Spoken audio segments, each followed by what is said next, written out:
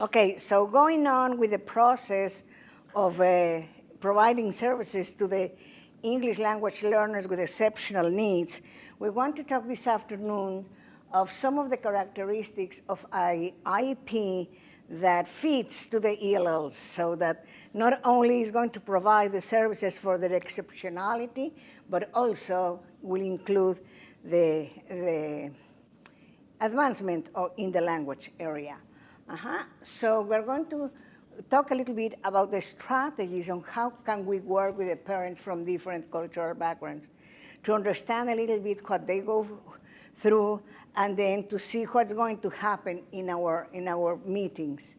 Then we're going to talk about RTI, so how does it look for the English language learners, and I think that we just discussed this morning about some issues that are the result of implementing the RTI.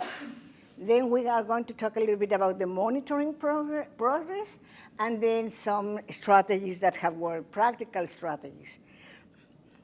So, and again, if you have any question, just say, hey, I have this or I have that.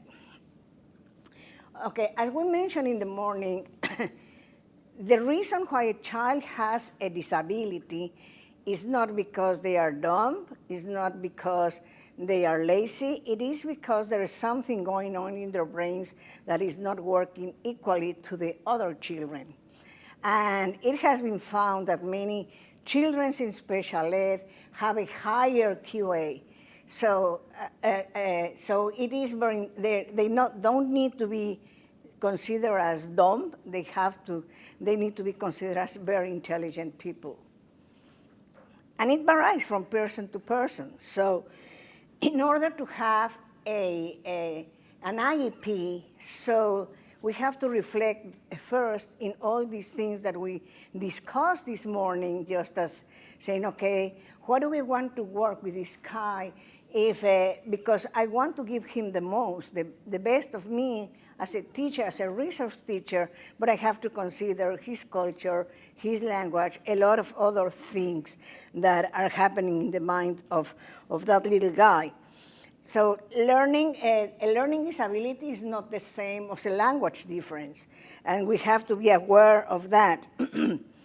And what happens is that if we don't have that opportunity or that going through all the process of what it takes to have identify a child, ELL child with exceptional needs, then instead of helping that guy, is going to harm him. And we can see that a lot in the GT, maybe because in the special education, everyone thinks that they're going to be there forever, but with the GT that are not achievers. GTs are failing, and then you say, what happens in here? Because they are talented, they are gifted, and they cannot make it well, have good scores in their assessments, or they are failing. There is a study that was conducted by a couple of researchers in Texas about the percentage of GTs that drop out from school. Yeah, and it is incredible. The numbers were like, wow. And this is an old study because they got a grant that is called Gotcha, and they developed a curriculum for ELL's GT. And they started their preparation with that information.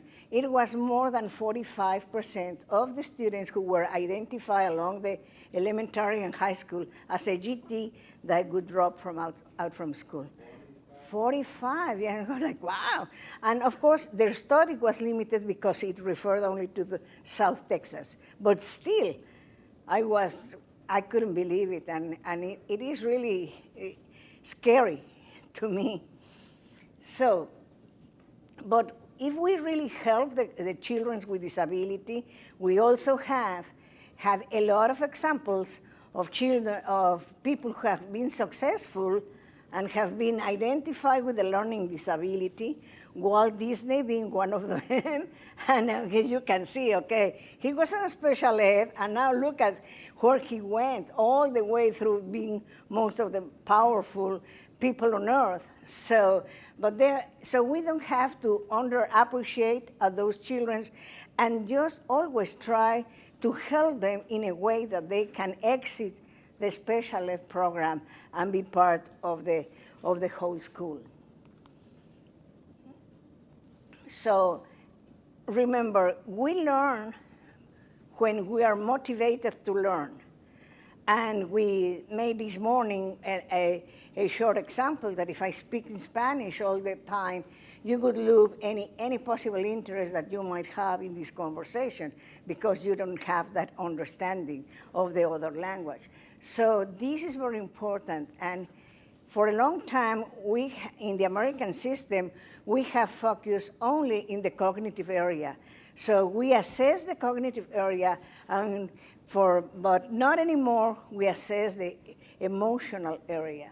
The social and emotional area is rewinding, and now there's a lot of studies that are focusing on that and the importance of nurturing that area as well to guarantee or to improve the motivation of our students.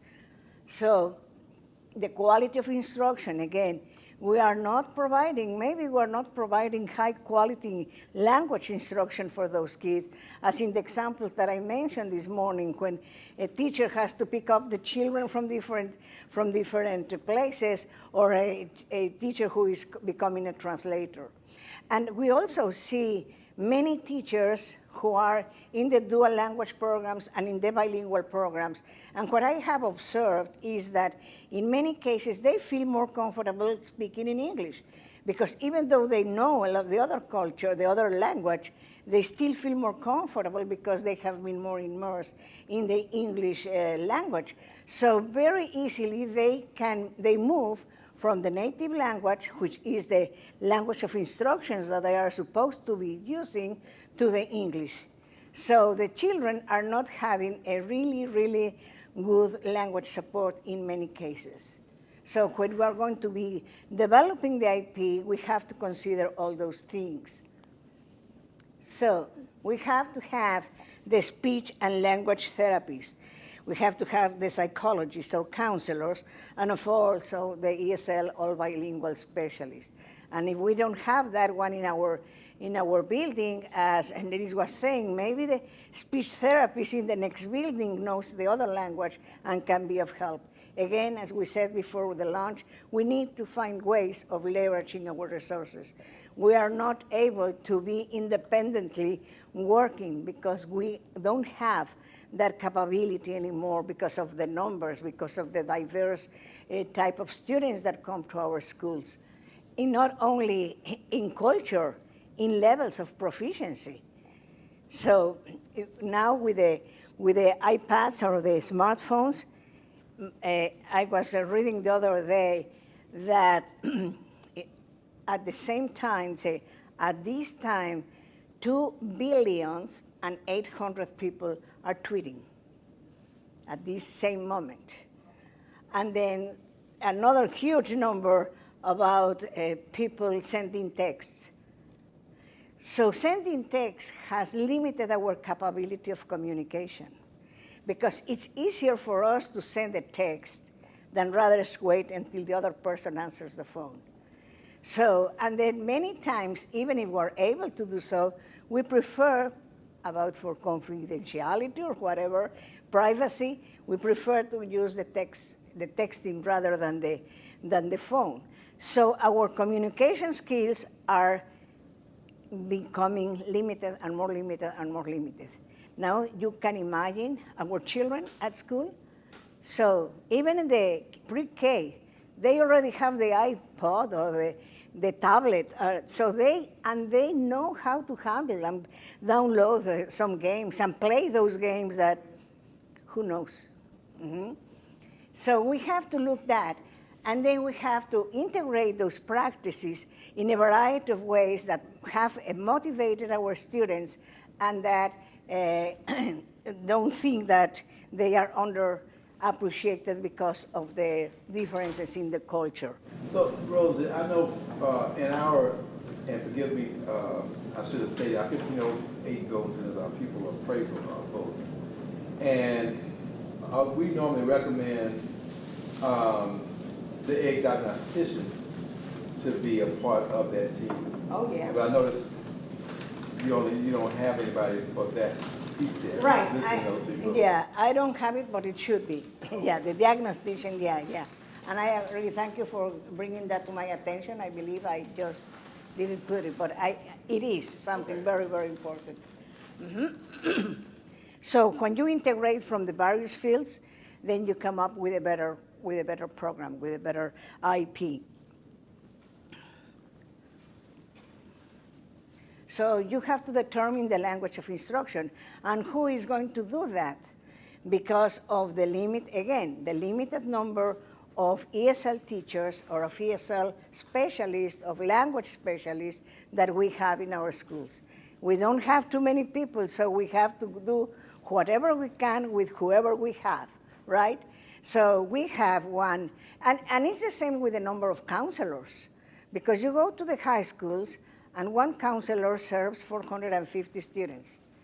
So humanly speaking, it's impossible that they really get to know each student, so to see what they're doing. So they go in the easy way because there's no other thing that they can do, so with the results of the exams. And we know that even that we have to administer those exams, they are not really giving us the true idea of who is where they are. Yeah, so we have to if we work as a team, that would be very helpful. Then we have to be very patient, because I don't know if that happens here in Louisiana, but I have seen in other states that the principal or the state comes with this program, and the teachers say, okay, so this is the program of the year, because they know that for the next year, someone else is going to come with another idea, and whatever they have done in this, they forget about it, because now they have to have a new idea. And that happens a lot everywhere I've gone. No, okay, good. Good for you. Give me the recipe, because I want to share it with other states. But haven't you seen that? So the teachers say, why should I change all my ways if this is going to be the program of the year? So I just go with it, and then the next year I'm going to look for the new program of the year. We are not patient. We don't practice that skill. So we have to be careful, because if we're providing that intervention or that program for that child, things are not going to happen from one day to the other. It will take time. And it will take time for each child differently. Maybe for some child who is ready, who is prepared for that, is going to be showing a change, but not for everybody. So this is something that we have to be very positive about that. And then you have to establish a good relationship with the parents. Otherwise, you will be in trouble. No, of course you are not going to be in trouble. But there is a lot of different things that are happening with the parents. Mm-hmm. So sometimes, as I said in the morning, parents hold different beliefs on the role of parents also. Say, for example, in the Hispanic culture, grandparents have a big role because we are a matriarchal society. So grandmother has more power than grandparent. And many parents rely on that, because they go to the grandmother and say, what do you think? And whatever that lady says, that's the way they go.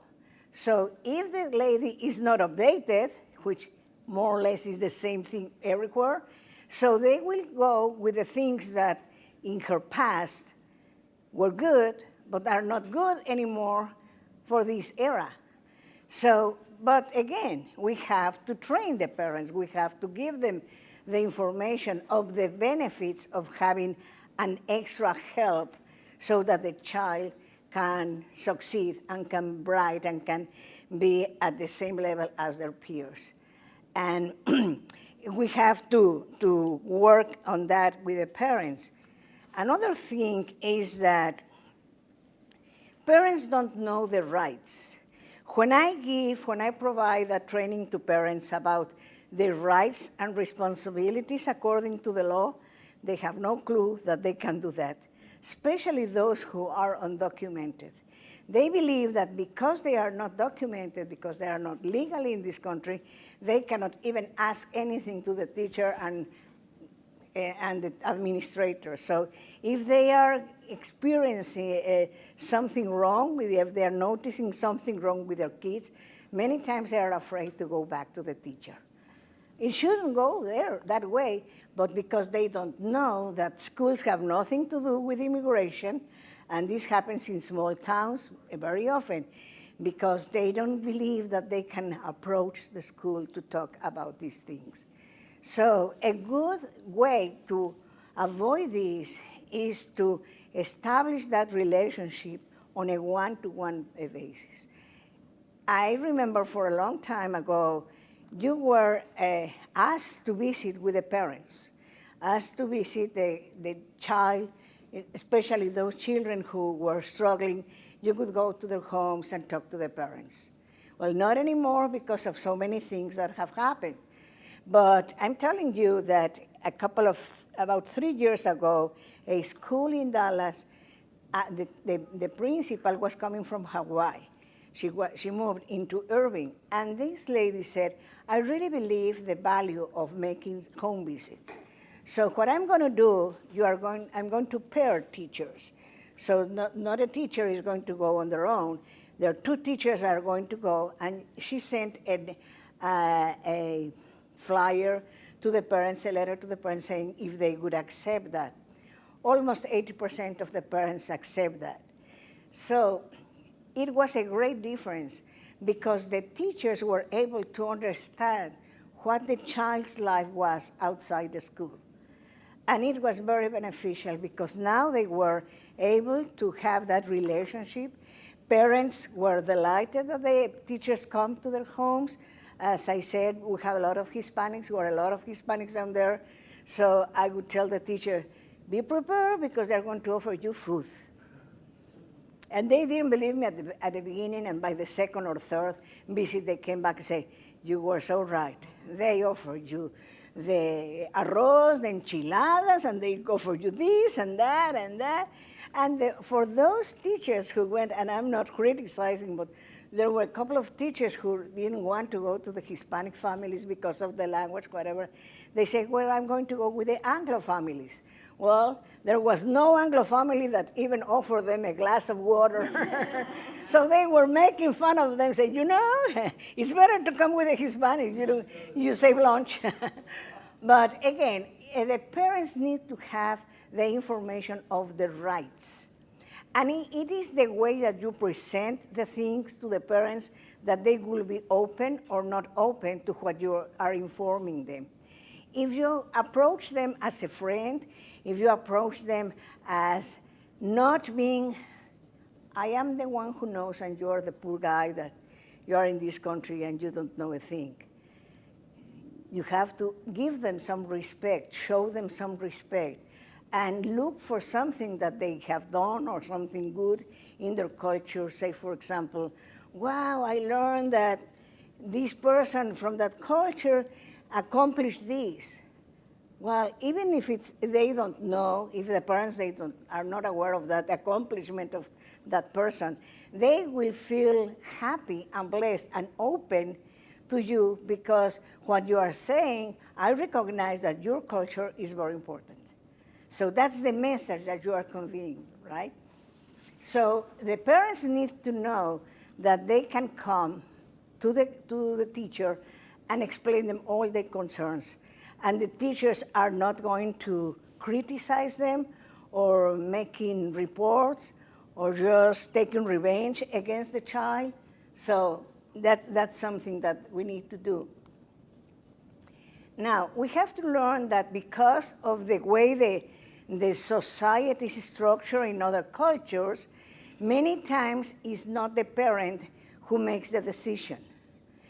In those cultures where the extended family lives together, the eldest person is the one who makes the decisions. It can be the grandmother, or if the grandmother is not present, it can be the godfather or the godmother, which have a lot of respect from the families. But so you have to understand that many times the parents won't be at the meeting, and they will go, and they will send someone to the meeting because they don't feel that it's important for them to be there. No, they don't feel that they are capable of talking about their children. And sometimes we don't even know what's going on through their minds. And I can tell you that one of my children was working at Texas A&M when he was studying in the International Students Program. So he was in charge of going from Kingsville, where the university is located, to Corpus Christi Airport and take back the kid and put him in the dorms or whatever. Well, the Texas A&M is in Kingsville is well known because of their gas engineering program. So a lot of people from India come. To give you an idea, out of the 4 master programs that they have out of engineering, out of the 4, there have only been 2 or 3 American students graduating. All of them, they are from China, Taiwan, India, everywhere all over the world. They come here. So I was with my son, and we went to pick up this young man from India. And of course, we wanted to have some conversation. And I asked him, "Are you happy to be here? So do you like the United States?" So he didn't say a word, but he was always nodding. So I thought, well, what are you doing here in my interior? So, well, little did I know that this was yes and this was no in her mountain. Yeah, So I was, okay, so we need to learn something else about culture. Yeah, so he was telling me yes by doing this, and for me that was a no. So many parents, they would say, And because they do this movement, the teacher or the people in the community will think, oh, so you are accepting this. But what he or she is trying to tell you is, I'm understanding what you want to tell me. Just being polite. Exactly. Because of those huge decisions, they have to go back to the family and discuss it as a family and then come back with their answer, which doesn't happen in the Anglo culture, right? Yeah, so it's interesting to learn those small things. So from there is that I always encourage people, try to get to know your children, try to get to know your audience. So sometimes when the parents both work, the grandparent or the aunt will know more about the child than their own parents. Because remember that we are not, and many cultures, not only Hispanic, many cultures are not conversational, are not communicational cultures, are just very strict communication between adults and children. So what you can see as a disability, they can see as a normal way of thinking. If you can see that, for example, the child in 2nd grade still cannot pronounce the R, and pronounces an L sound instead of an R, for many parents that's normal. For us, no, it's not. But by 2nd grade, you already know your sounds, and you can pronounce your words appropriately. But for many parents, it's normal. So you have to instruct them and see them. So sometimes we will recommend that before having the official meeting, you have a little conversation with the parents and ask them what they see in your child. Just not coming to the house or not coming to the meeting, say, okay, I know your child is doing blah, blah, blah, but just asking them, what do you see in your child that we can help with. So it's a different approach, but it's very useful and very acceptable. Rose, I'm wondering though, how many of those parents project that the teacher or whoever the people appraisal team, that they didn't really assess their child the way they should have and just disagree with what the findings were? Exactly. That all depends on the level of relationship that you establish with the parents. Okay. If you establish a real good relationship, healthy relationship with the parents, not only focusing on their children, just focusing in general about the culture, and just because that is very important for the parents, that you tell them, I am not with those words, but you are sending a message that I accept your culture and I respect your cultural differences as when I compare it with mine, but and then he will respect your ways of looking at things. Does that make sense? Mm-hmm. So, as we were saying before, we need to take out all the things that we have done in education and then come with a more aggressive and comprehensive way of looking at the children, not as one more chair filled out in my classroom, but for a young person with his personality, with his own experiences that needs help, and that I am the person who have been through university or through courses or through whatever, but I am really prepared to work with that child, rather than coming and say, okay, so you are eligible for special ed, so I'm going to give you this. Because I know that it's good. It's good for whom? So you have to check that these little kids are human beings, no cookies. Mm-hmm. Okay? I'm just curious, at the summit, are those going to be some of the role play examples they're going to do? Well, one of the things that I do with parents is I play a lot with them, because play is an icebreaker. And when they play or they sing or they have to present something role play, they really enjoy it, but they makes him feel that, well, this lady's coming and is appreciating what I do, so it must be good. That's what they say. But then when you catch that attitude from the parents, when you are able to establish that relationship, you can do whatever. You can ask them whatever you want, because we respect a lot, we have a lot of respect for teachers. I always tell the teachers, because a child comes to you and say teacher instead of your Mr. Cook, that doesn't mean that he doesn't respect you. It's that for us in Spanish, in Hispanic countries, being a maestro is an honor. So when they come and tell you teacher, it's because they're honoring you. While you, in your culture, you say, no, they are not honoring me, they are insulting me because they don't even know how to say my name. So that's the two perspectives. Mm-hmm. Another thing is that in some cultures, and I have seen that with the Muslims, they are afraid of saying a lot about their kids because those are very private. The health issues are very, very private for them, and they don't want to be open and talking about them. So say like a hearing impairment because of an infection, because they believe that, well, not all of them, but many people believe that because they have that means that they were not well taken care of. So they don't want that, so they are very reserved in what they want to share. And you have to accept that because that's the way they do, but little by little you can change their ways. Because when we went through culture, remember that we explained that we get culture during the first 5 years of our life.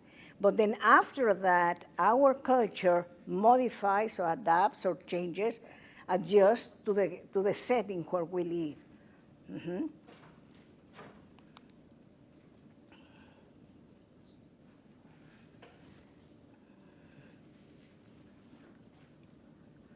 Okay, so we don't want parents, and we got gone through this. Two, we don't want parents to think that we are making them a favor because they are proud. They don't want them to cause any pity. Is that way good? Pity, that they just lastima, that say, no, you don't think that I am. So the pobrecito idea that I find a lot with the teachers, with the content teachers, well, I'm not going to ask him for this homework because pobrecito, he can't, he doesn't understand English. So the pobrecito, who is, if we translate, is poor little thing. So that's a theory that is very harmful for English language learners. And I always tell the teachers, no, you tell them, you are in here, you have to be as good as all of them. Oops. Oh my God. Okay. Another thing that we recommend is when you go with the parents, go step by step. So this is what's happening. And you can explain the parent what the teacher went through, compiling all that documentation, then how the teacher came to the pre-referral, how the pre-referral process got started based on the information from the teacher, and then how it came to be, and then now it is prepared for an IPE. Because the first time I heard IPE, say thank you very much. I have no clue of what is doing that. What does that mean? But you have gone step by step, that will be very helpful. Okay, so, and I already talked that, when you are able to get their respect, you can ask them whatever. You can ask them, okay, for tomorrow I would need that you bake 500 cookies, they will do it. Whatever you ask them, it's in their power, they will do it. Okay, you need a rest or no? Oh, you don't? We can go on, okie dokie. You know, first I go fast, and other times I go slow. Okay, so before we go on, I want to have another exercise. And I put together, I copied these, it's not that I made them up, from the certification test that those counselors that need to be certified as special ed go through. And it's very simple, but I don't have too many, so I want you to share. I only have 5, but you can both use this one and choose one of the scenarios, and then discuss with the people, the gentleman sitting next to you, which one do you want to comment about? Okay, so who wants to get started? Okay, Melanie is answering her emails, don't worry. We can wait a couple of minutes. I know, so we're all in the same route, don't worry. Okay, please read the scenario and then read what you decide, what you discuss, please. Jessica is doing very poor in reading. She is a 4th grader but reads behind group level. Her teacher believes the girl might have a reading disability and would like to request a free referral to the counselor. The scores for the first 2 grading periods are curriculum-based measurement, which we weren't quite sure what that means. Reads 2nd grade level passage, 93 correct words per minute with 4 errors and 70% comprehension. Or in another period, she reads at the 3rd grade level with 60 per minute correct, 8 errors and 20% comprehension. What does the teacher need to do to ensure that Jessica is eligible for special educational services? And who does she need to talk to about this issue? You said she needs to talk to other teachers, parents, to see how the child is reading at home, if they observe any difficulty. And it's unclear in this if she is in ELL. But if she is, then to get an ESL expert in to look at her proficiency level. And again, we're not sure what curriculum-based measurement means. It's an assessment, it's a reading assessment. An assessment tied directly to the curriculum that the school is using. Okay. So Like like a a benchmark benchmark? or Okay. a Like unit a test. And we thought it was odd that she's so different, like one, she's, on the second grade level, another assessment, she's on the third grade level, with her, but her errors per minute were greater. So to see what is the difference between those classes, and just really to gather more information, to see if there's something else that could be causing this. But obviously, she's not reading on grade level in any of her classes. Right. So to just really gather more information about what this child, the total picture of this child's reading, and then to go from there. So you think that the teacher should focus in assessing the reading of the child more? Say it one more time. So what you think they have to do, the teacher needs to administer more assessments on reading to that child? I don't know about more assessments, but she certainly needs to gather more information. Okay. Like, how does the child read at home?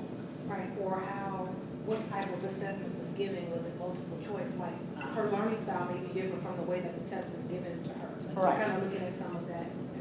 Yeah, yes. Yeah, and to remember evaluate it that- in different, maybe a non-curriculum based measure. Right. Right.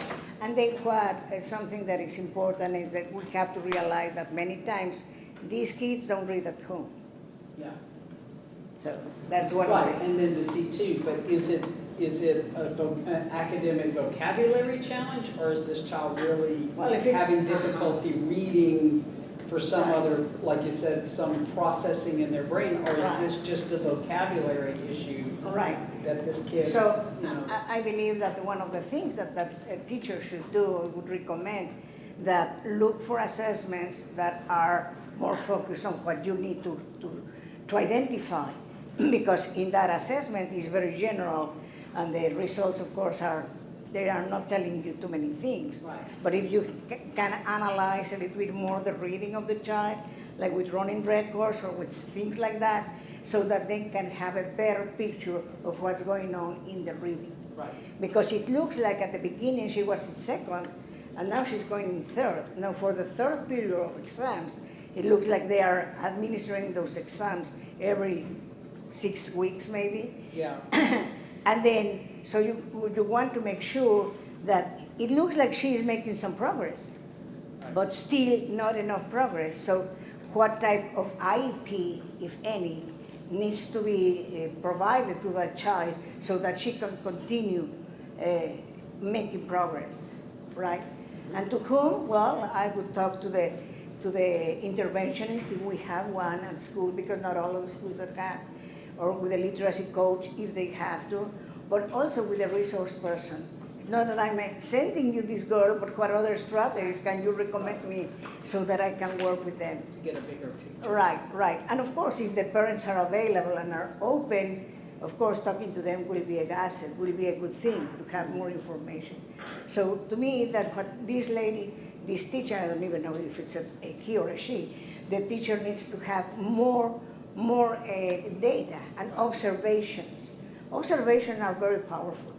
And many people believe that because they are not in number or not in a specific benchmark, they are not valid. But observation is a very, very strong data that you can use to decide, to make decisions. Very good, thank you.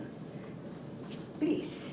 And scenario number 2, Carlos is a native Peruvian whose academic achievement was below expected levels. Finally, this year, Carlos was evaluated and diagnosed as having a learning disability. Carlos's parents are not aware of their rights and the basic principles of IDEA that ensure these rights because special services were not a part of the educational system in their country. Additionally, they do not speak English. It says, the first part of the question asks, how would you guide Carlos's parents to receive the full benefits of the law for their son?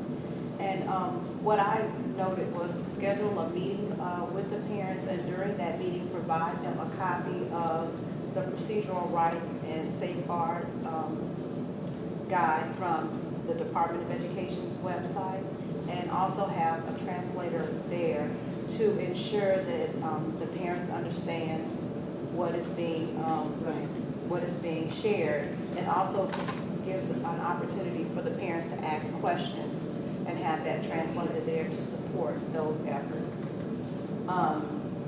The second prompt asks, how would you explain to Carlos's parents how was Carlos's disability diagnosed? And so I would explain the process in parent-friendly terms. In terms of, in general, this is how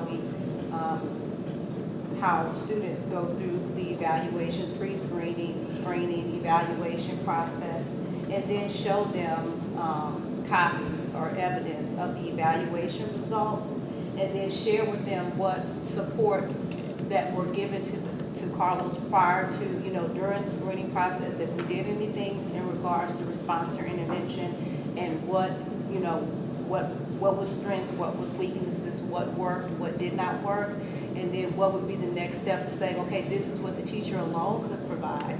But if we bring in other specialists, other staff members that have specialized skill sets that could support his areas of weakness, this is what could happen for him to ensure that he has future success.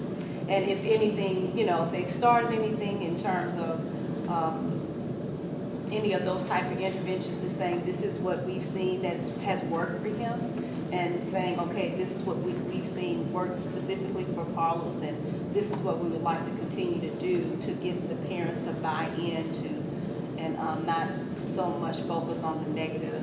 Perfect. That's a good Right. point, because you're going to start to establish that relationship with the parents. So you don't want to spoil everything. So you want to taste the waters, as they say, just to see what they know, what their observations have been, what they think, what their advice they give you, because even if it doesn't match what you have or what you want for that kid, it will still be very, very important.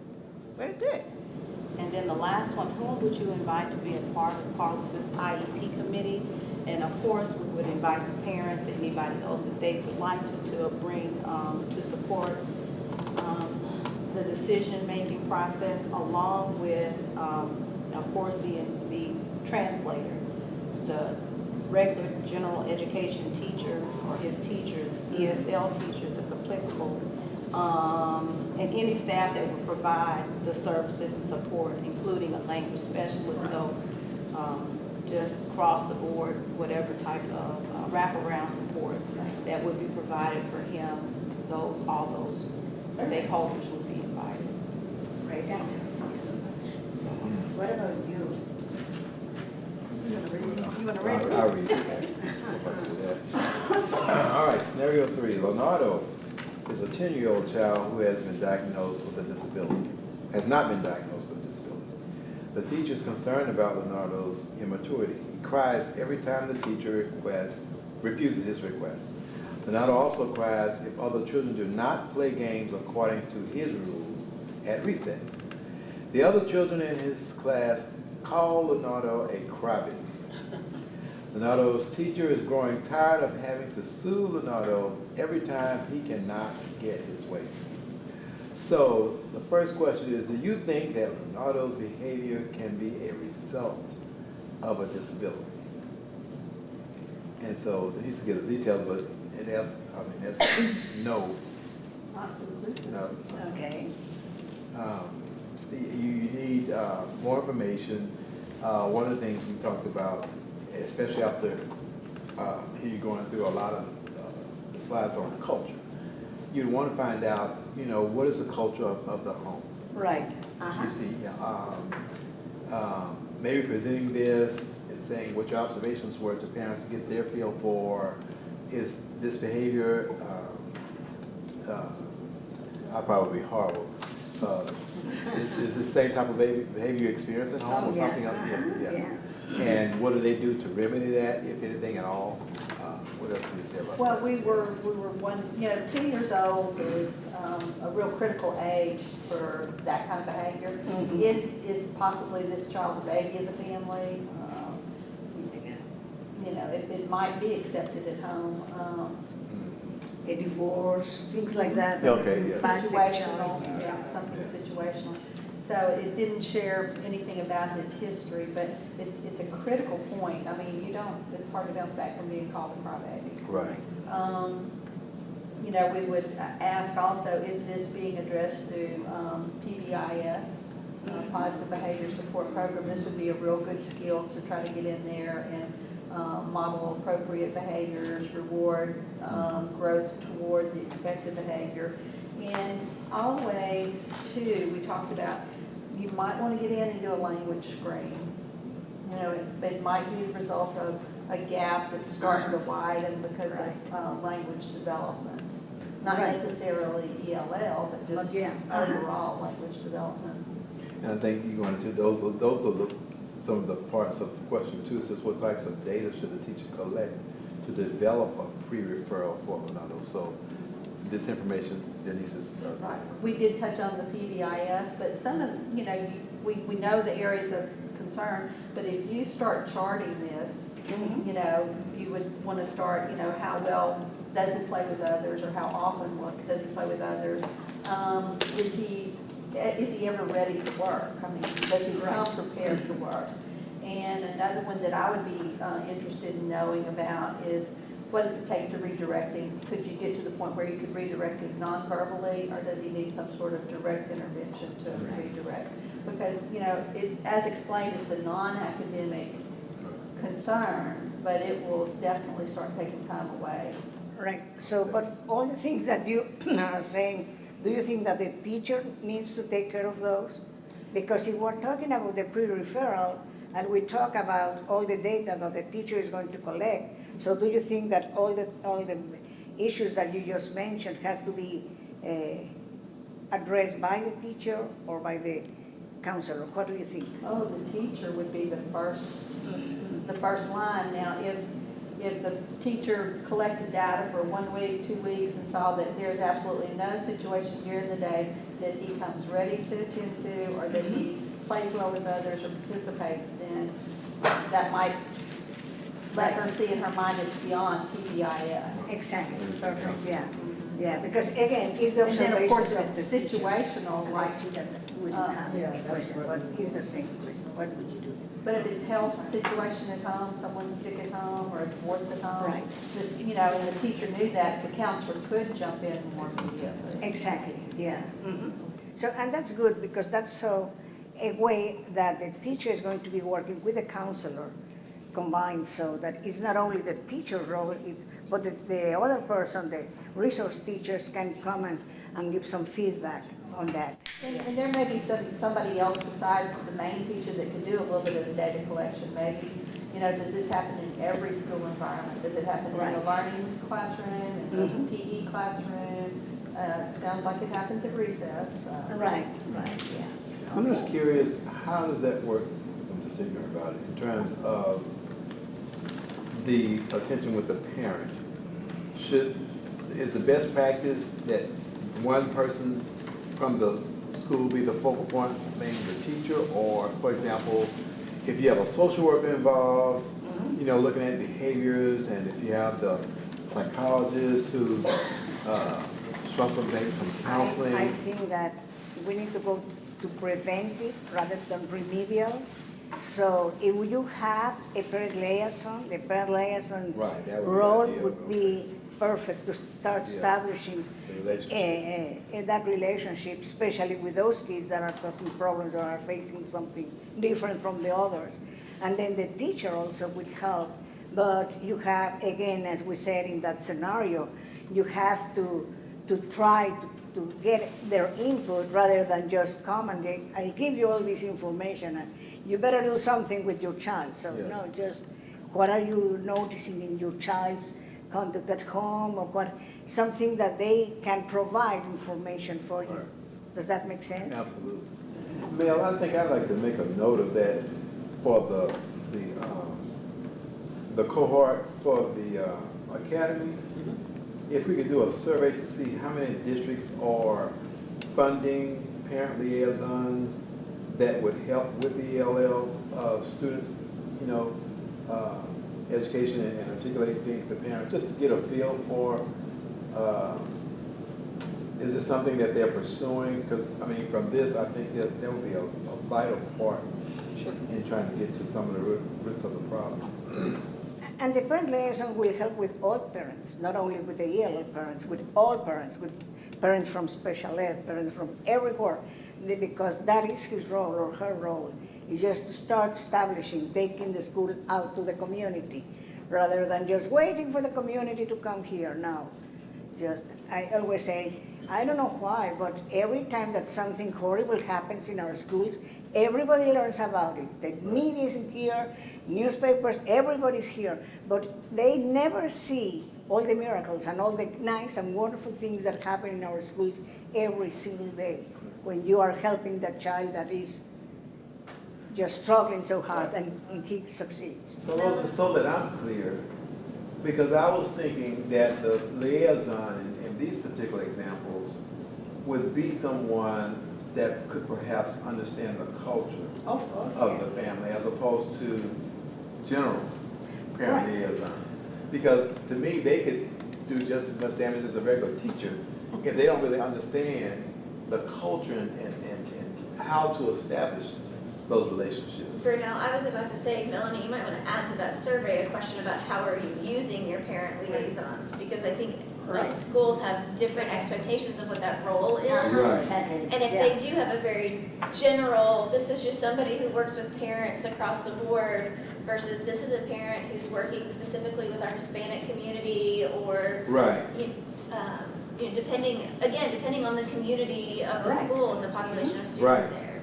Yeah, and I agree that a parent liaison makes a lot of more benefit, has a lot of more benefit if they focus only in the cultural and language part.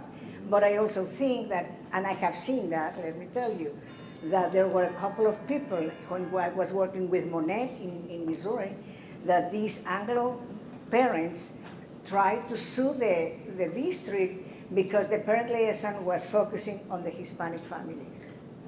So they called me and I started working with the Anglo families as well, because they felt that because they were making so much, they're giving so much attention to the Hispanic that they were just left behind. So we have to be very careful with that, because that doesn't happen in my country, but it happens in here, so we have to be careful with that. So of course, you have a bilingual person, that would be wonderful. Yeah. But the parent liaison has a very important role, because they can come and bring some resources from the community. They can take grants. Absolutely. So over there in Nebraska, this parent liaison went to talk to the people at the plant processor and convince him of the importance of having an early childhood center following by the plant. The plant was here and they put a early childhood center because they didn't want the parents to leave because the child was sick, or they didn't want the parents to, so they would take turns if there were infants that they were breastfeeding. So, and it was a success. But this lady, she was a wonderful parent liaison. So she went there and said, no, you have to do this, and show them the benefits. So they pay for it, and it was a wonderful, wonderful early childhood center. The plant paid for it. The plant paid for it, and the plant would pay for the teachers who were working there. Yeah. So it was not a hassle for the district, it was something that the community, because if you realize the most benefits come back to the community. Oh, absolutely. If you don't have children with problems, the community will benefit. If you have children that are completing their studies and going into higher education, who is going to benefit? The school? No, the community. So it's just the way that people see things that can do a lot of wonders. Okay, and I apologize. I don't know, I believe I was going to try to put this back on. Scenario 4. Chan is a 7-year-old Vietnamese child born in the U.S. When Chan was younger, his parents thought he was very clever, so they were anxious to send him to school. However, they feel very disappointed because the teacher told him Chan was going to be retained in first grade. His teacher says that Chan is clever, but that he is lazy and careless. He only concentrates when he likes this subject. So for example, Chan is very good in science and drawing, but he is always making mistakes in his writing. He skips letters in some words and still forgets the sounds of some words. The parents said that it would be a shame for the family if Chan remains in first grade and that they would be working with Chan if he is promoted to second grade. When we read the scenario, there wasn't, the teacher gave this analogy to the parents, but we didn't see what assessments, what it should use as far as bringing up the deficiency with the words and the writing. Was there some type of language assessment or something done? Was there some, what type of observation, if any? Was this something maybe this one time or a couple of times in the classroom? So we had, more questions as far as, Right. how did you come to this conclusion, which, is very harsh to tell the parents, and unless you have something to back up, calling the child lazy and not understanding, the culture or even other things that maybe could come into play. And then what I picked up out of it was the two things that she said were her concerns was writing and sounds, which to me it sounds like it might have been part of his language barrier. Even though he's born in the U.S., it still may have been something that if she's his regular ed teacher, that was another thing we didn't know, if she was the ELL teacher or she's just a regular teacher, then she probably needs to consult with somebody else for working with him on. And, the other conversation that Edeltris and I had was what kind of data does she have to support the fact that she wanted to hold him back for these observations that she made, because I still didn't see where she had to retain him for just these observations, because I didn't know if it was subjective or or not, and for her to just come to these conclusions for the family. So it was really wide open. Right, I didn't. And I see those scenarios, and when I see that they were from the test, I wonder how many counselors don't pass the test, because all scenarios are very subjective. Yes?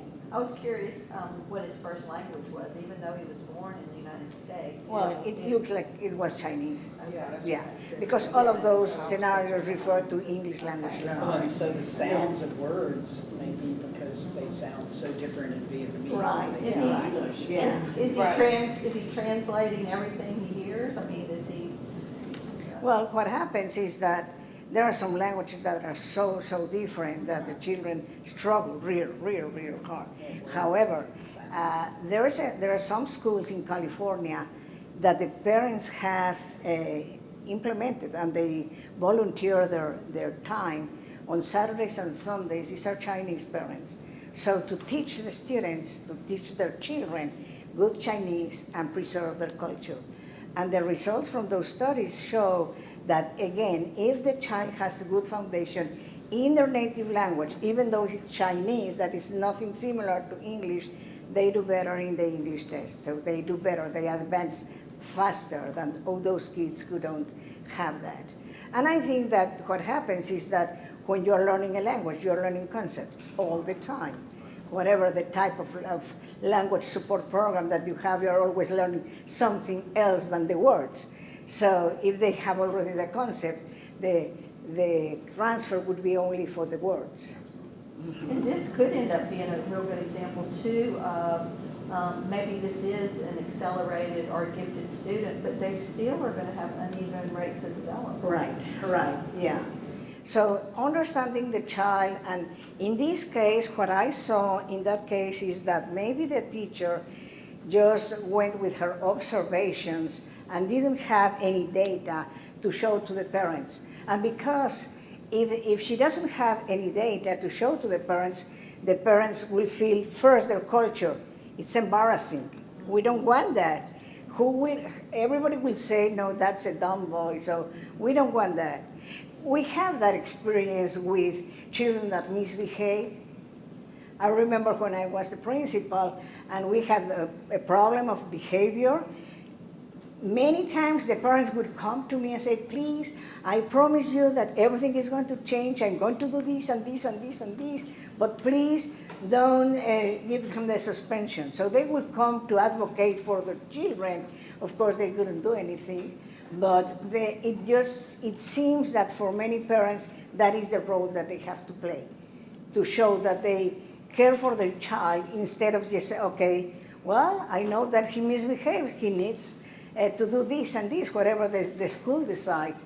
But many parents, they go to the other way, say, no, please, I promise that you will don't have any more complaints from this guy, but that doesn't happen. Okay, so can you read number 5, please? If you can tell me how to pronounce his name, yes. Sosmak. Sosmak. Sosmak is 10 years old, born in India.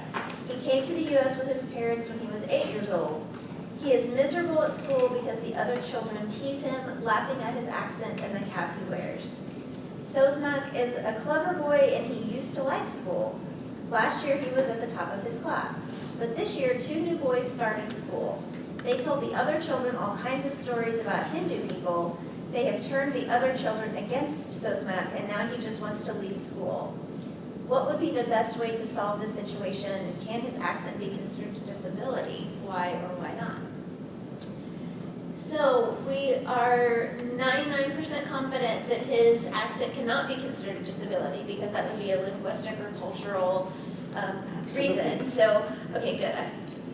Since we're on camera, I want to give myself a little bit of room in my confidence.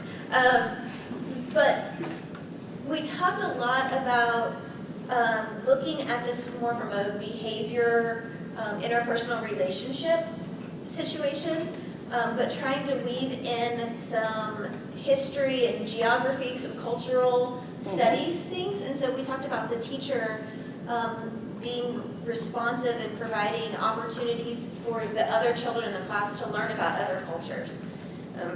We started talking about learning about the Hindu culture in India, and then said, but maybe we would want to broaden that, where they could even hear people who look like them, like Carol mentioned, maybe having some kids from Germany who would have a really different accent, or from Scotland, where they're showing a completely different culture or activity, where they might dress differently.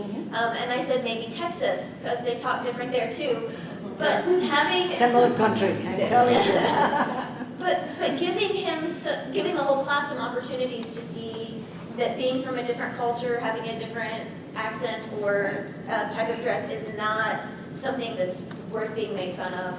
And then I also said that I would want to see the counselor and school administration do something very direct to the 2 boys who are bullying him, and handle that behavior very directly.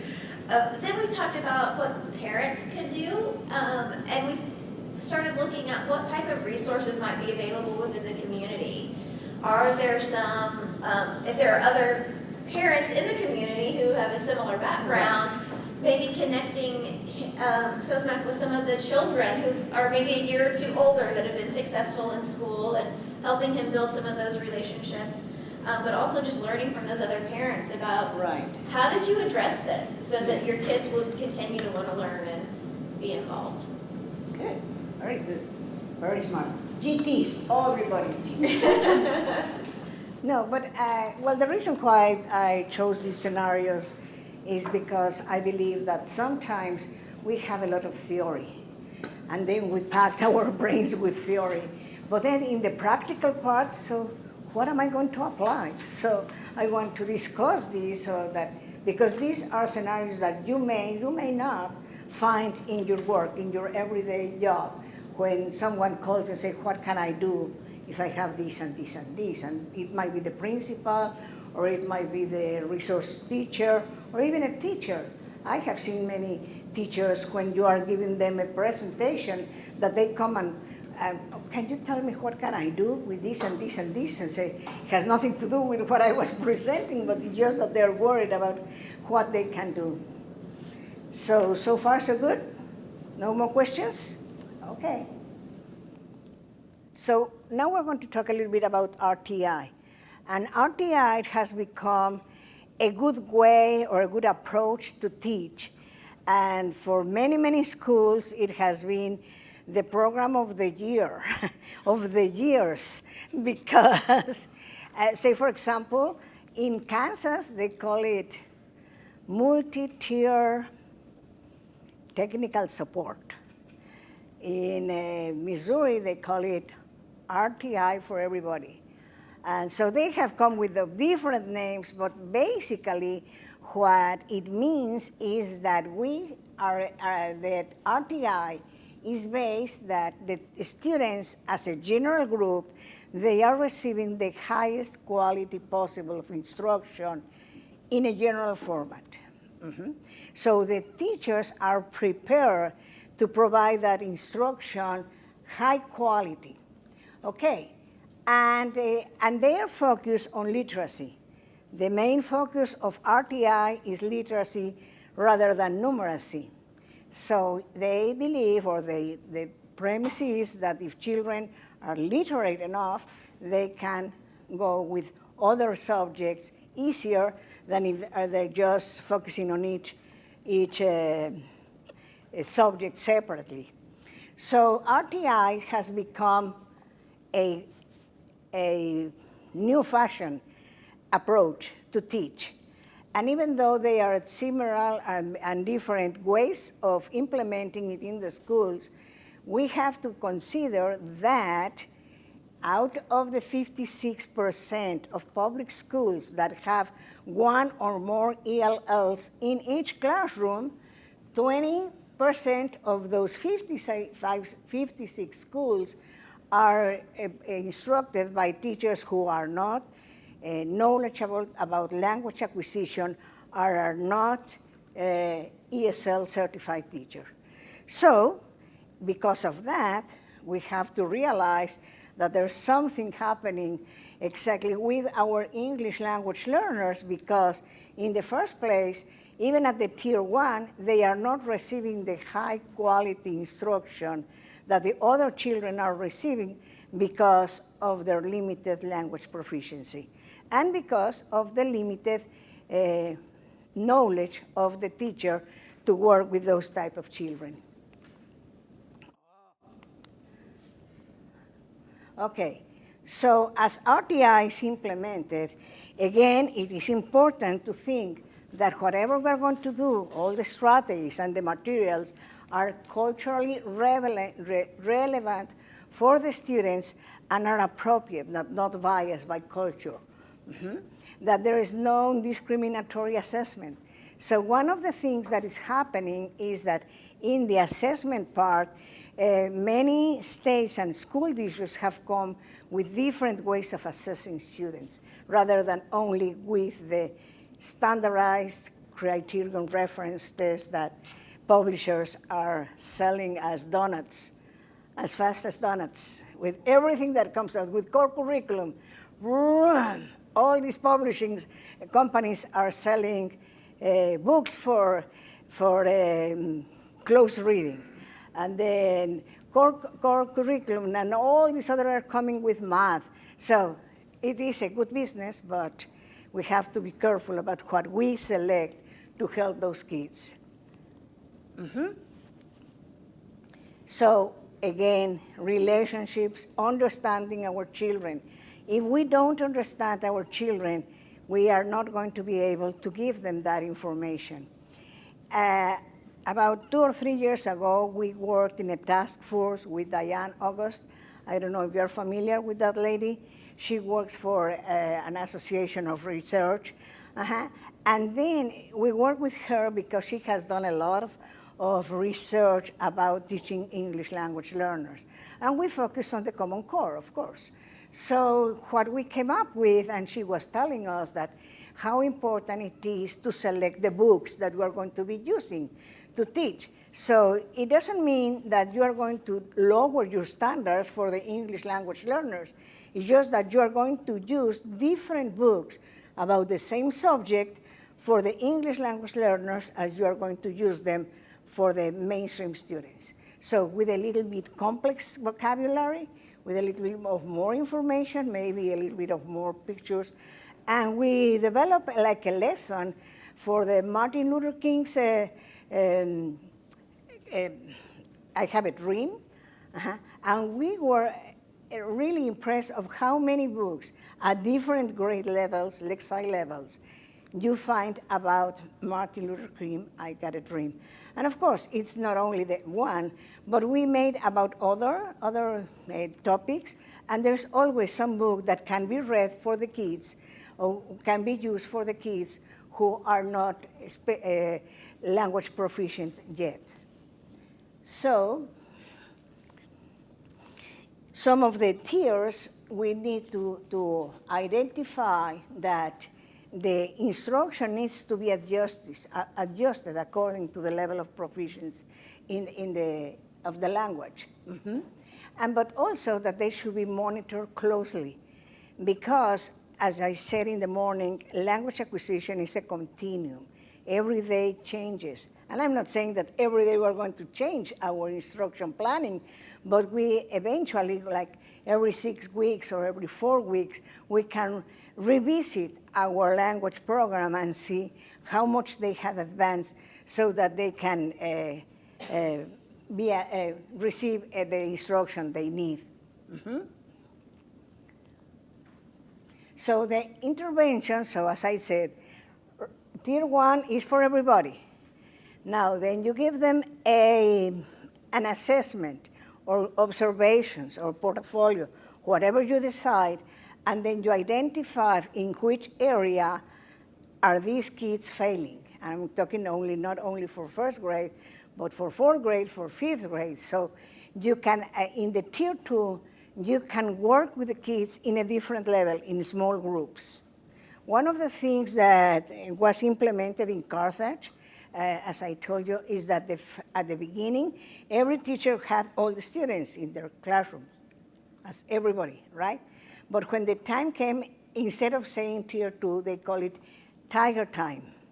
So at Tiger Time, the children would go according to the data that the literacy coach has collected. They will go to another setting, and they will be taught according to the level of proficiency.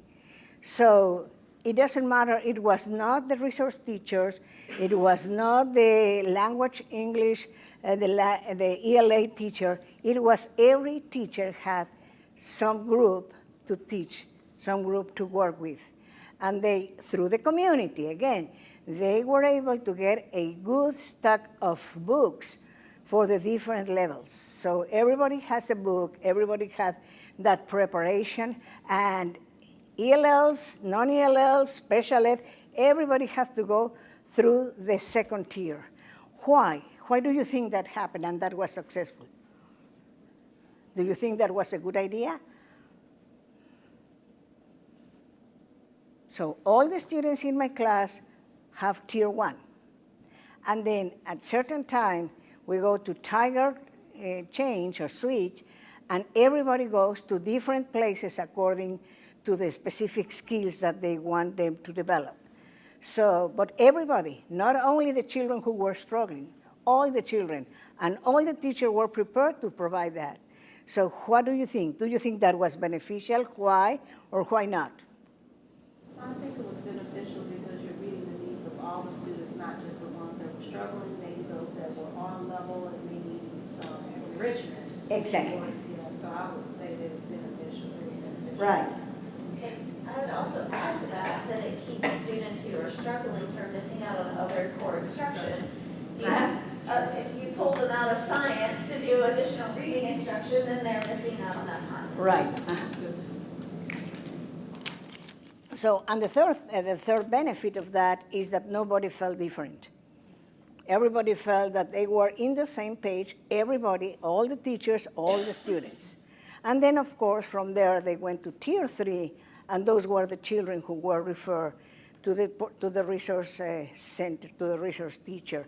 But first, tier 1 and tier 2 was a complete success, because as you say, for those who were already well at the grade level, it was an enrichment, and they helped the others. And for those who were low in any area, in any given area, because they will switch areas, they are making some improvements. So it is a good program, and I saw that it worked really well in there. And again, the collaboration is beneficial because early identification, that also allow the literacy coach to identify children who were really struggling, not for language, but for a possible learning disability. Because of the data that they collected, and they collected from DORA, which because they would work with Fountains and Pinelli. I don't know if you're familiar with that system or that reading approach. And they have this DORA, and don't ask me what it stands for. It's just as Dibbles, but it's something, it's an assessment, reading assessment, that I can say from DORA. The other thing I don't remember because I'm too bad for that. But it really helped because additionally, there was established like that collegiality among the staff, because it was not maybe the staff, the resource person was working with tier 2 in a way of those kids that more likely were at grade level. So the mixture of teachers and the mixture of students was really, really very beneficial. To the degree that same year, all the kids met adequate yearly progress. ELLs and non-ELLs, everybody. Diagnostic online reading assessment. Okay, thank you very much. You know the advantage of having a young person, futurist person, because she looks for the future, I look for the past.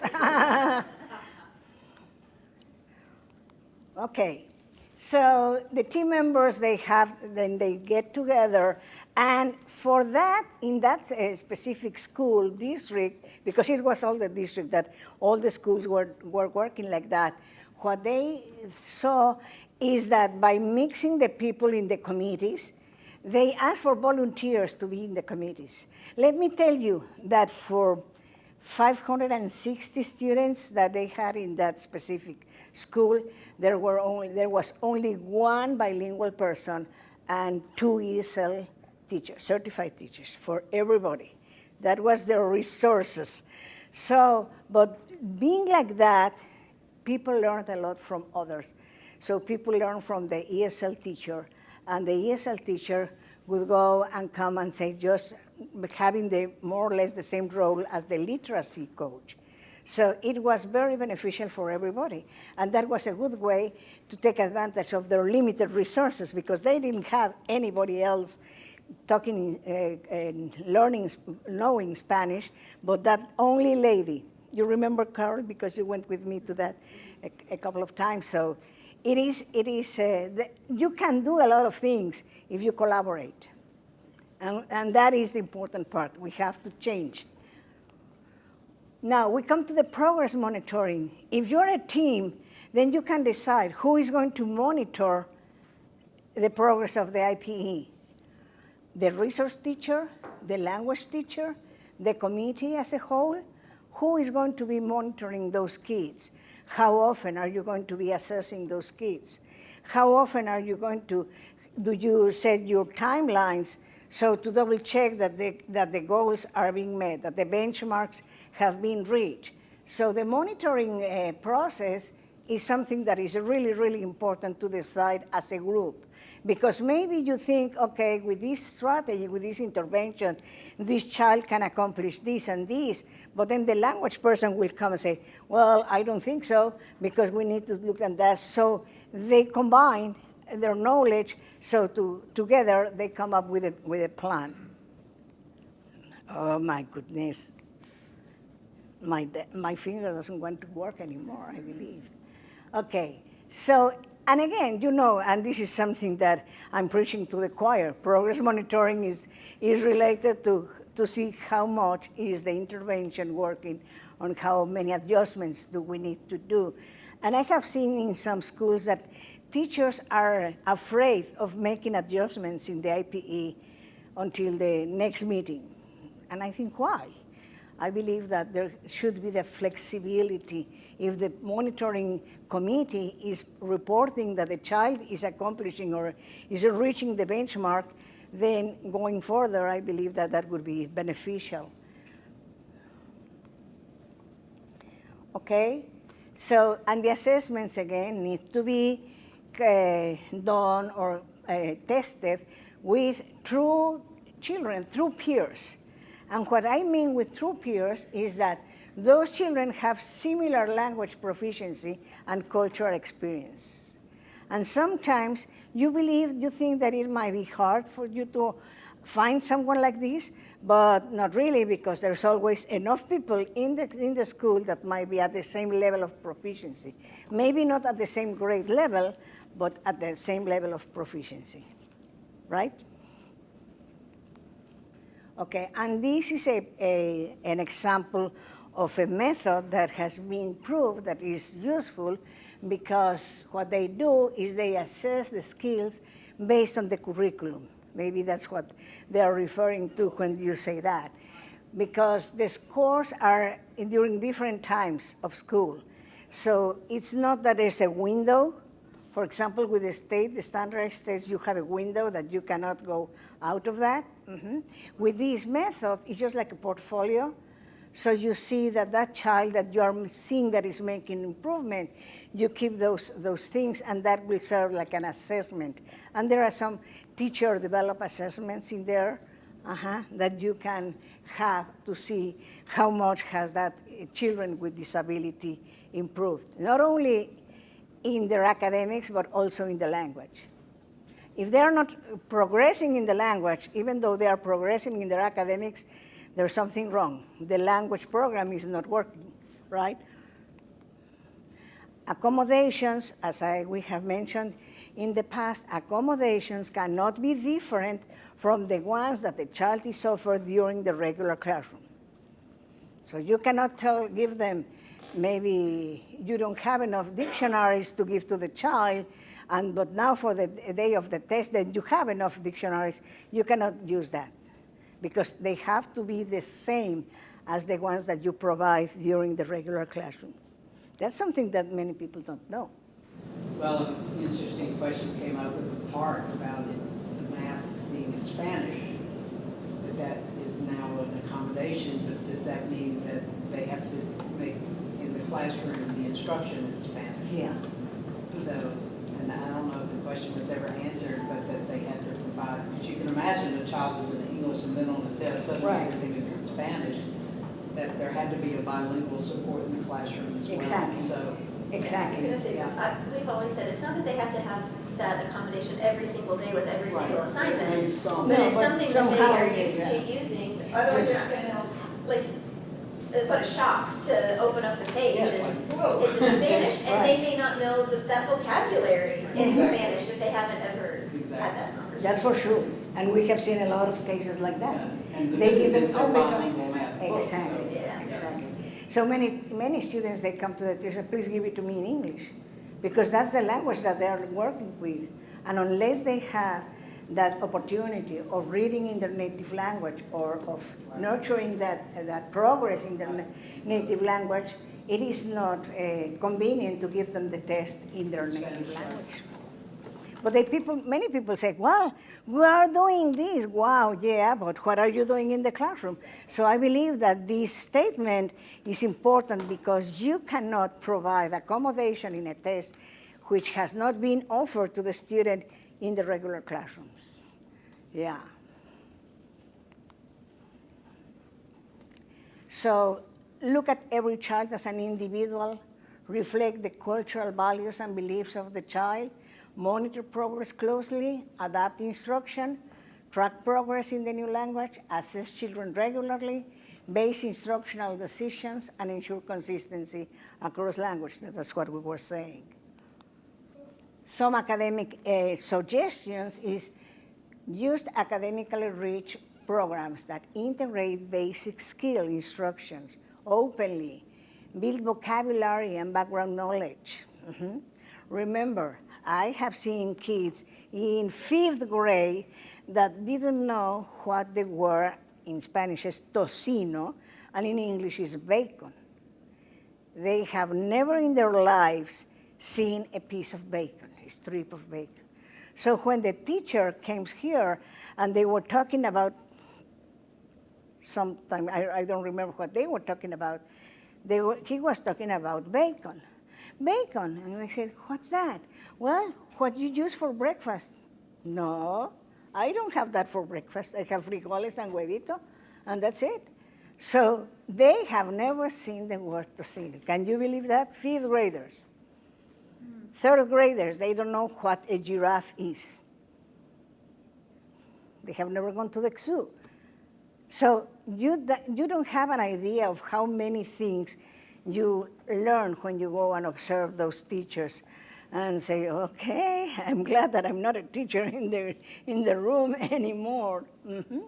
So organize teaching sequentially, use different approaches, and this is something that everybody knows, right? It's just like something that, one of the things that I always say is that you teach the complete, okay, this is what I expect from you. And you teach them, you show it to them, and you reinforce the objectives of the lesson all the time. And if you want to have examples, use positive examples, use the name of one of the children. They feel so happy when they say, Carrie is blah, blah, blah, blah, blah. So now Carrie is going to build the house and she needs to do that. Just by using her name, the child feels so honored. So it is important, especially with the kids that are with the special disabilities. Mm-hmm. Okay, provide comprehensible input, and this is something that we have gone through in all our webinars, that if we want our children to improve English, we have to go step by step, not giving them an encyclopedia one day from the other, but just going step by step, comprehensible input. Specific strategies, break work into smaller pieces, provide visuals, encourage rereading. So a lot of different instructional practices that you may recommend to the people that you work with as a way of helping your students with special needs. Never forget that you have to check on their language support. That is very important, because if you take them out of the language support program, nothing is going to happen. They're going to go backwards. Even if that's the best intervention ever, they won't improve because you take them away part of their support. Mm-hmm. For them, having a support language program is something that they look for because they feel that someone is going to pull their hands and say, hey, come on, I'm going to show you the way to go. Mm-hmm. Teach explicitly the study skill, use a recorder, provide native language support as much as possible, focus intensively on high-level vocabulary. So these are strategies that are good for everybody. It's not that they're good for one and not good for the other. Reward the text, write hints, use real-life experiences. And this is important. Pair the ELL with a gifted or all the same language, and this is what she did. She paired the child with a disability with a GT child, and they both learn from one to the other, right?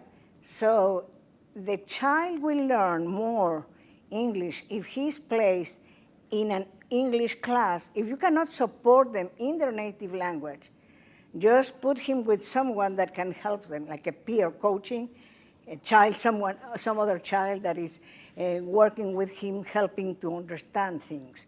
If you have, of course, it would be better to have a language support program, but if you don't have, for whatever reason, then you can do that.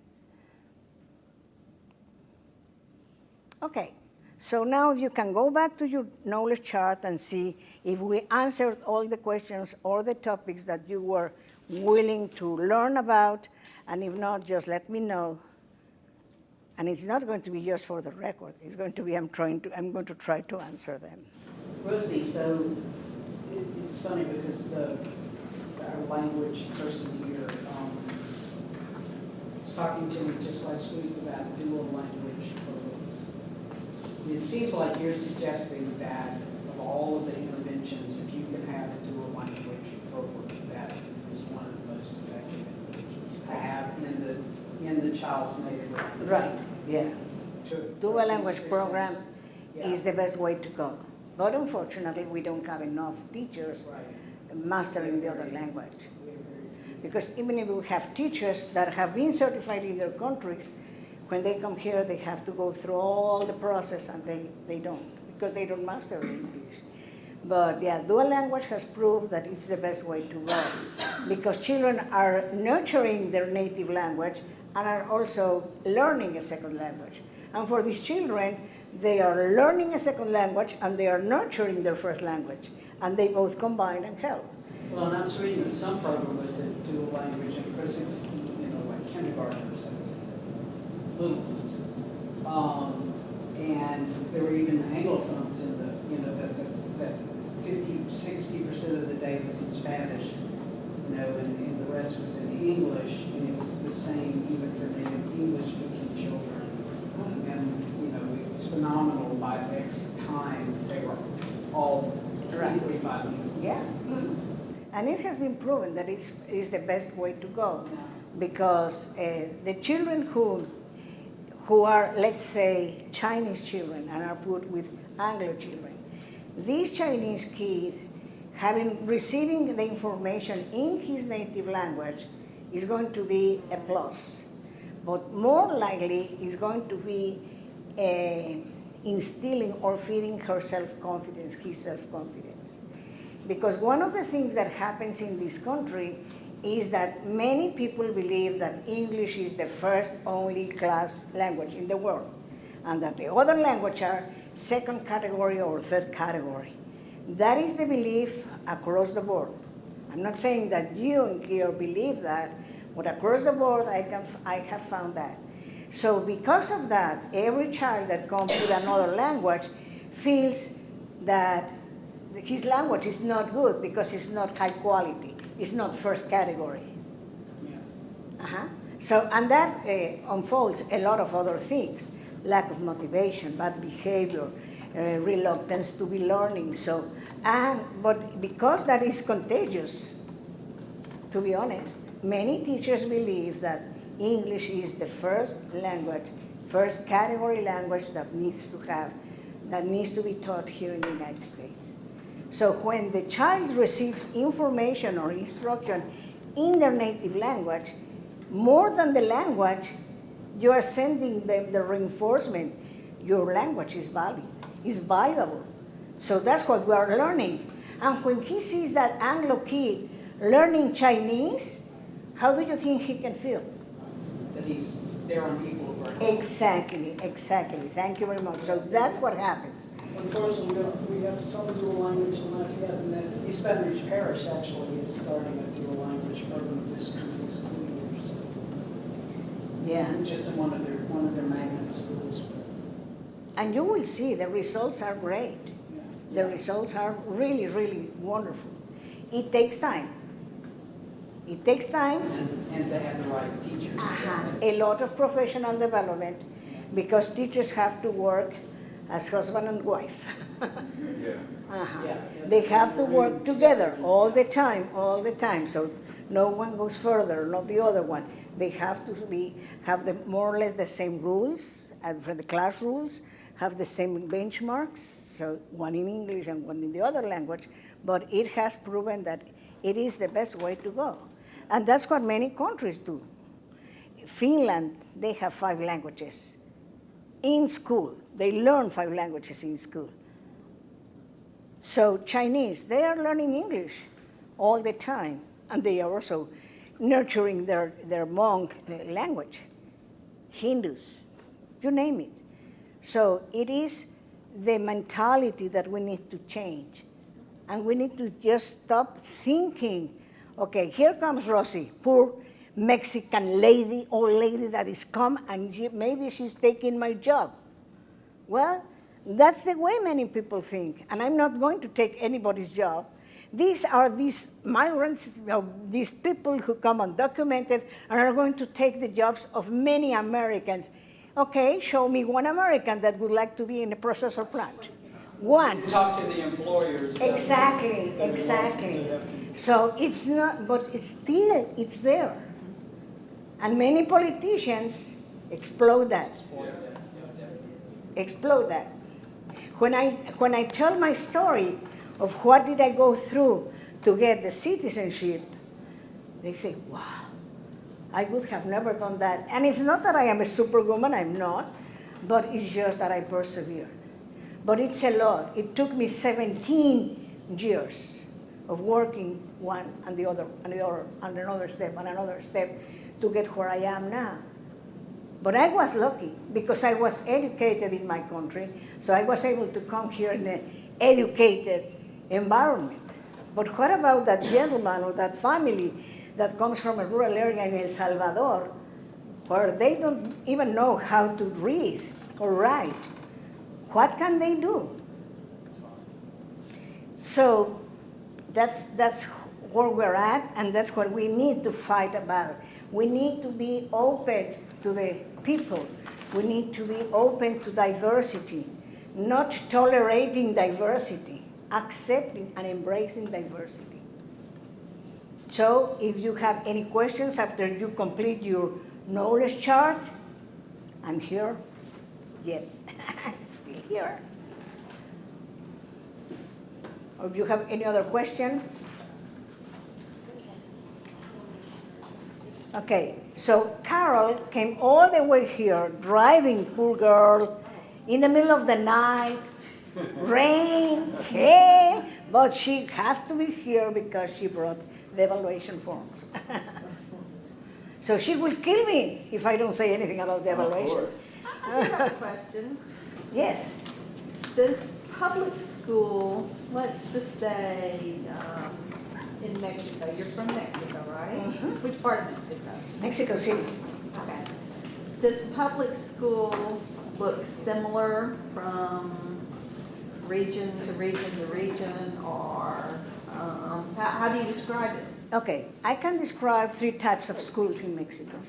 One in the rural areas, one in the inner city, and those who are private. We don't have any charter school, but we are very limited in resources. So our groups are 40 to 45 students in the same classroom. Our technology, we are happy we have a blackboard and not the Elmo, the other one, the old one, projector, overhead projector. Okay. That's what we are.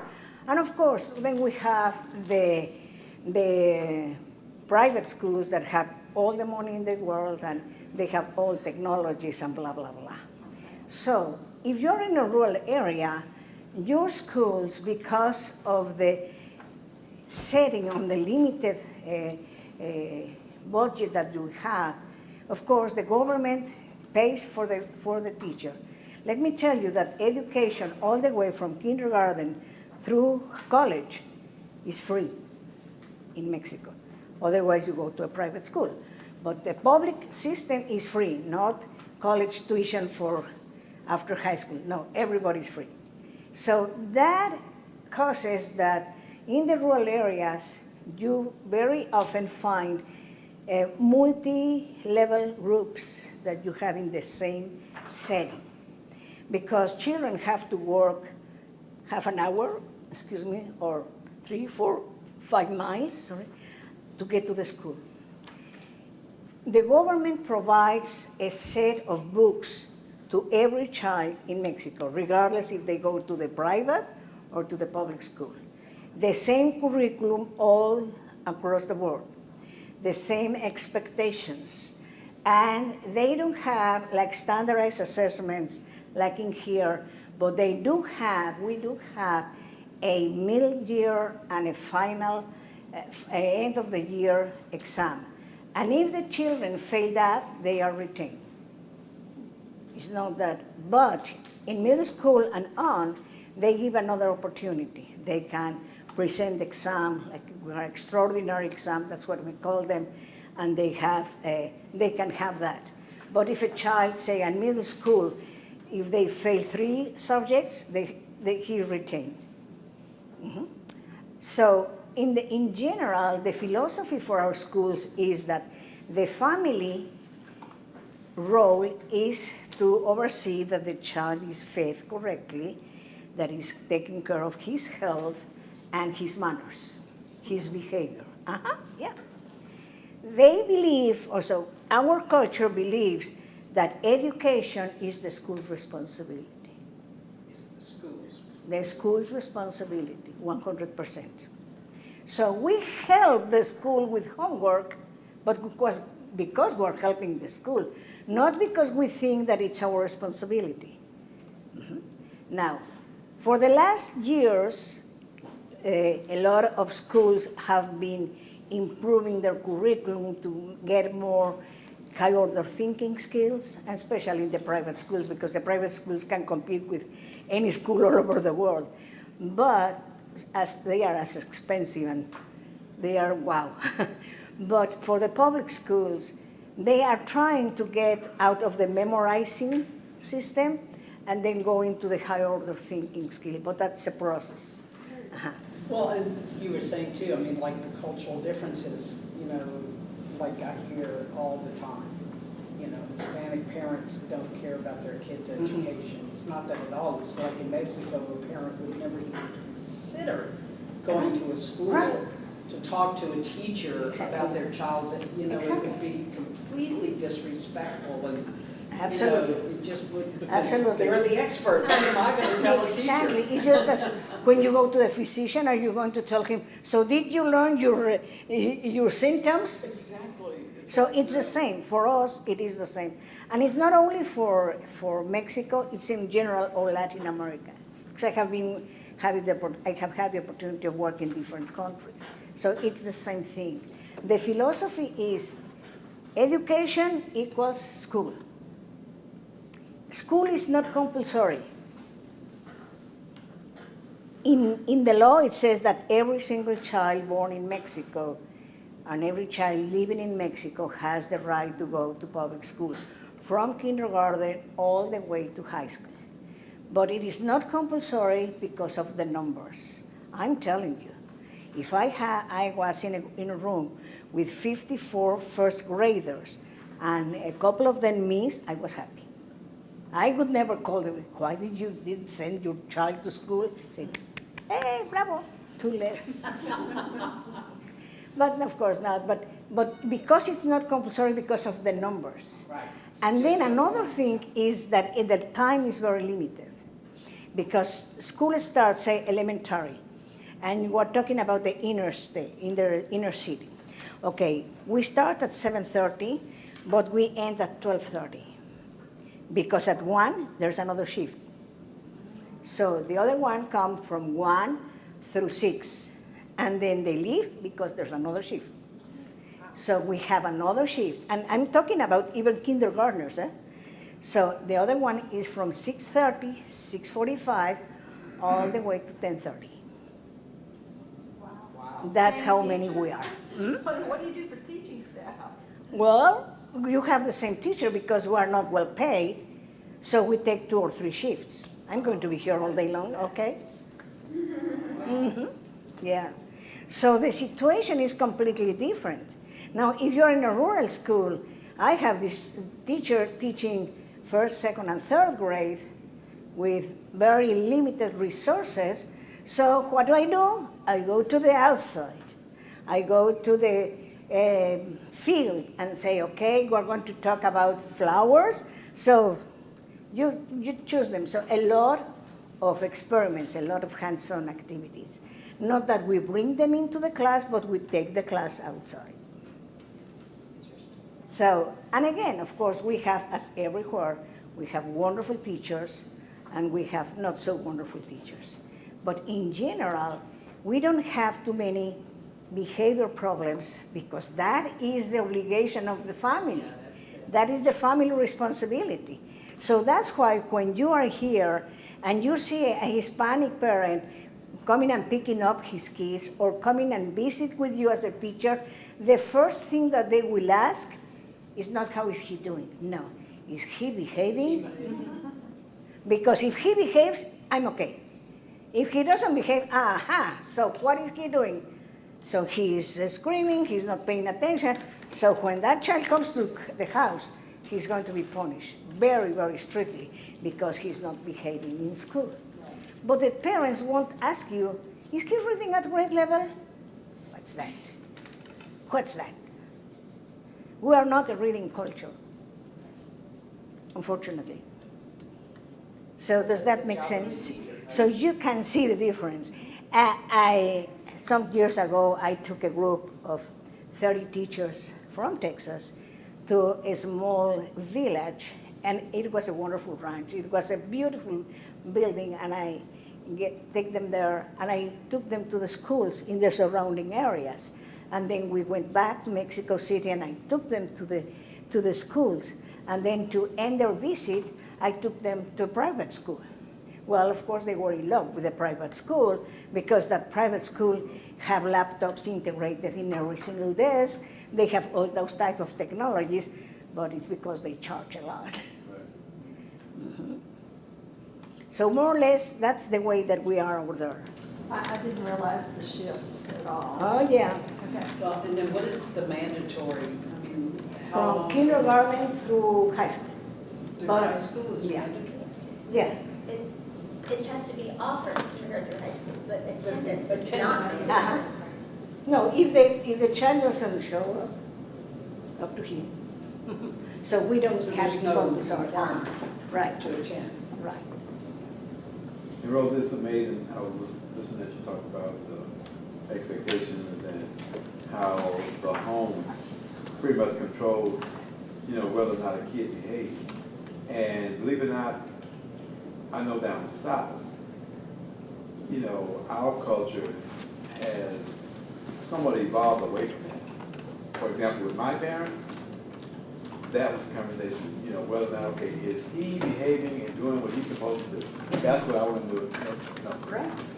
But just over time, I guess, I don't know if it's younger parents, if poverty has something to do with it, but it just evolved into parents that just are not even involved at all in their kids' education. I heard one facilitator say, okay, your shift is from 7:30 to 3, and after that, I get Johnny, and then he's mine. And the two never come together. Yeah. Now, it's better in the elementary grades, but when you get to middle and high, probably you're more, I would say, educated parents, stay Mhm. involved in their kids' education. Right.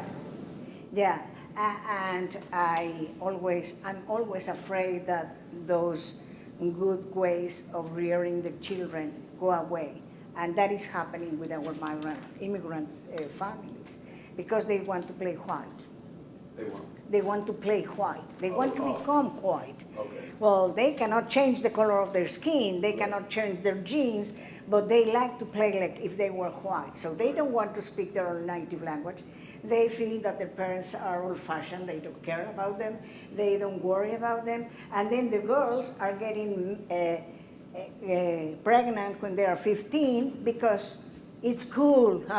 Okay, I don't know what is cool, but they are doing a lot of wrongly things. Right. And parents, because of that lack of communication, because the children are not nurturing or improving their native language, the distance of communication between one group and the other is growing and growing. So you think that the academic achievement gap is broad? Come in here and see what type of communication parents have with their children. They don't have anything, Right. anything anymore. And that is really sad. It is.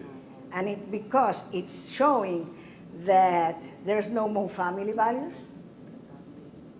And then we see children that take out their guns and just start shooting everybody just because. Yes. Just because I killed that teacher? Yeah. Well, she was in my way and I wanted to kill that other guy, so what do you think I should do? Okay. Right. So that is really, really sad. So I think that we need to reflect a little bit and say, okay, let's not go that far. Yeah. Yeah. And that's something that I try to teach the parents. Every time I talk to the parents, say, remember, you have to keep your values, your beliefs. I'm not saying that you go against this culture. This culture has a lot of things to offer. And I admire this culture, that's why I'm here. But it doesn't mean that my culture is not worth it. So, but I'm a little sick, maybe. And I always think to myself, if I can convince one family, I've done my job. Yeah. And if that family can convince two families, wow, then that's something. And that's what I preach to my children. Because they are in the classroom and say, it's just that we got desperate that the parents, blah, blah, blah. Okay, focus on trying to help as many as you can. If you can help one child, if you can save one child, you have done your job. And don't come here and complain, because your job is to try to help every child.